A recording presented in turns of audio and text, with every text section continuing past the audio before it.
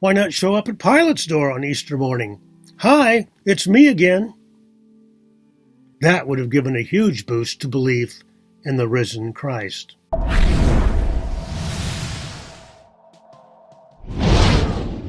Hi, I'm Dr. Tim McGrew. I'm a Christian philosopher, and I enjoy building connections with people at Atheist Edge.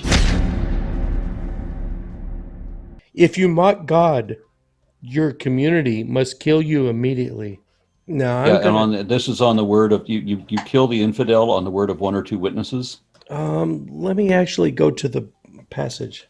Anyone who blasphemes the name of the Lord is to be put to death. The entire assembly must stone them.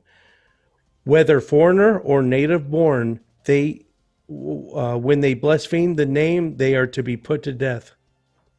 Oh, Wow. all I said was that this halibut is good enough for Jehovah. Look, I'd had a lovely supper, and all I said to my wife was that piece of halibut was good enough for Jehovah. Blasphemy! Jehovah, Jehovah, Jehovah! I'm warning you, if you say Jehovah once more, right, who's through that? You know what You're I'm only about making it worse. Jehovah, Jehovah. How could it be worse? The Dawkins scale. I'm not going to read through the entire Dawkins scale. It is simply a sliding scale of various levels that we can use of belief. How confident are you in theism or atheism, with the number one position being strong theist. I do not question the existence of God. I know he exists. All the way to 7, strong atheist. I am 100% sure there is no God.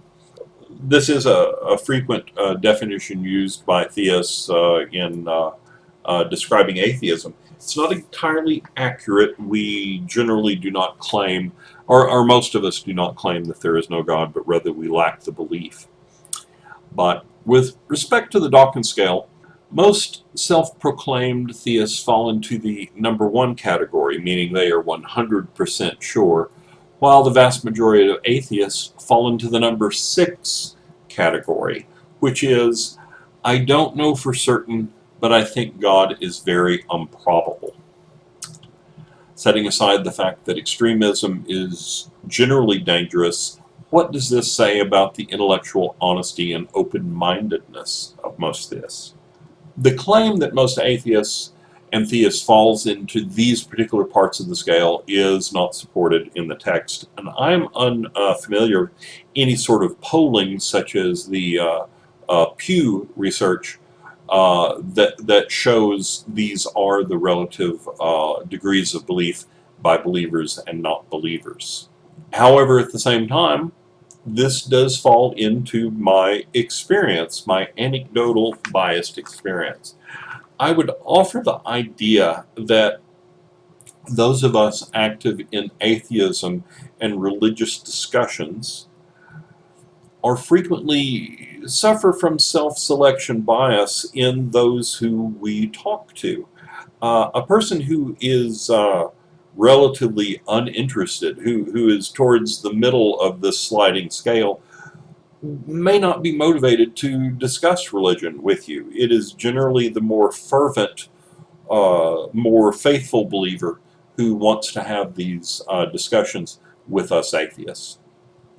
I have seen a number of polls where people attempt to collect information on this, but they are currently being done internet polls, which also suffer the same issue of self-selection bias. These points, Jim's, they seem intuitive to me, but they are not supported with any data in our text. Chakras play an important role in Hinduism and Tibetan Buddhism. A chakra is said to be an energy point on the body through which spiritual life force and energy moves. This life force, also known as a chi, can sometimes become blocked. I wonder if that causes like everyday constipation. Maybe I need some of this aura healers to kind of move that on through. Anyway, which can cause mental and physical illness. Is that it? all the time that we've been like relying on medical science and psychiatric science, it was just really that we need to harness the chi. Not to be confused with chai, which I really enjoy. That's all we needed, y'all. Aura healers and chakra healers are employed to restore chi flow to blocked chakra. How exactly do they unblock it? I mean, if these are points on the body that one can't really see with the naked eye, how do they unblock them? Is that where we get into that spiritual surgery? I had one of those one time. It was just very messy, and it did nothing. So I'm not a fan, would not recommend.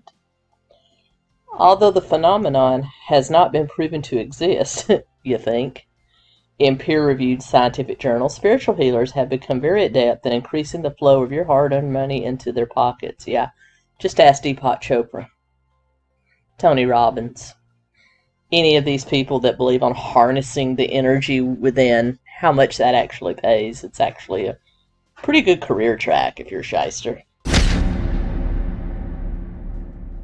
Yahweh sets limits for how far inland the seas can go. Tell that to the 230,000 people who died in the 2004 Indian Ocean tsunami. Well, and there was that whole flood thing with Noah. Talk about breaking your own rules. That was one. You would think that I would footnote that I would cite a source, but I did not. But I'm sure I found that somewhere in the Bible where God actually said that he will restrict how far the seas. Yeah, I'll have to look that one up. When American astronauts landed on the moon in July 1969, President Nixon was ecstatic. Over the moon, you might say. He said this triumph represented the most amazing, astonishing week in human history. I don't recall his exact words, but that was the gist of it. He got pushback from, of all people, Billy Graham. Billy Graham was not pleased. He reminded Nixon that Holy Week, the week that Jesus was crucified and resurrected, deserved first rank, top billing. Graham never wanted humans to lose sight of God's salvation of the world through Christ's sacrifice. We live in a Christianity-soaked culture. The marketing of Jesus is a multi-billion-dollar business. It's hardly a surprise that when many people get religious, it's Jesus that they find. But they rarely take a careful, close, skeptical look at the gospel stories of Holy Week, which swarm with flaws and contradictions. There are a lot of things to look for and to bear in mind. Sam Harris once said in a speech at a major Catholic university, "I hate to break it to you here at Notre Dame, but Christianity is a cult of human sacrifice. It celebrates a single human sacrifice as though it were effective." That should snap people to attention. Do you really want to embrace human sacrifice as a way to get right with God? Do you want human sacrifice at the center of your faith? Author Guy Harrison has stated the blunt truth as well. No one seems to know why a God who makes all the rules and answers to no one couldn't just pardon us and skip the barbaric crucifixion event entirely. Moreover, the details of the story don't make sense. Just read the 4 gospel accounts of Easter morning, the discovery of the empty tomb. The Gospels don't agree on the details of what happened. It would seem that the story grew with the telling. Was there an empty tomb at all? The Apostle Paul was enthusiastic about the resurrection of Jesus, but never in all of his letters does he mention an empty tomb. That's very curious indeed. We suspect that when Paul wrote, decades before the Gospels were written, the empty tomb story hadn't been invented yet. And we can tell by reading the Gospels carefully, the Gospel authors invented a lot. By the way, the Apostle Paul might have been shocked at the very idea of the empty tomb. Paul spoke of the resurrection of spiritual bodies. Your guess is as good as mine as to what that even means. and he would have not liked at all the idea of a newly alive dead body walking out of a tomb. Here's something very curious. In Mark's Gospel, Jesus predicts his death and resurrection 3 times, but scholar Robert Connor points out that despite this, the disciples didn't even bother to show up to see it happen. No one saw it happen. Why didn't they camp out in front of the tomb, eagerly awaiting the dramatic moment? And they were surprised when they found out about it. Something is fishy. Remember, no one saw it happen. Pious believers commonly don't notice another stunning contradiction. In the Gospel of John, there is no Eucharist at the Last Supper. John's author rejected that part of the stories he found in Mark, Matthew, and Luke. And here's what's really embarrassing. Mark seems to have built his story, the earliest one, he seems to have built his story on what he found in Paul's first letter to the Corinthians, chapter 11. There, Paul describes the Eucharist. Paul wasn't at the Last Supper. He never met Jesus. But he bragged about his hallucinations. Well, he called them his visions. The visions of the dead Jesus talking to him. And that's where he got his version of the Eucharist, from his visions. In other words, the Last Supper story in the Gospels has its roots in Paul's visions. Something is fishy. There are other peculiar things about Holy Week.